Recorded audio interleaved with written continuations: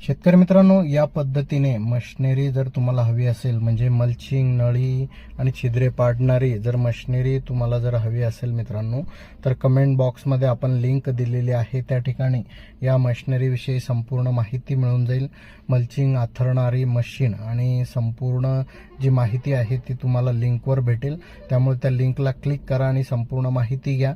त्याची किंमत सुद्धा तुम्हाला कळेल मित्रांनो. त्यामुळे ही माहिती सर्व शेतकऱ्यांना शेअर नक्की करा मित्रांनो, कारण हे लिंकवरून तुम्हाला संपूर्ण माहिती या मशीनविषयी भेटून जाईल.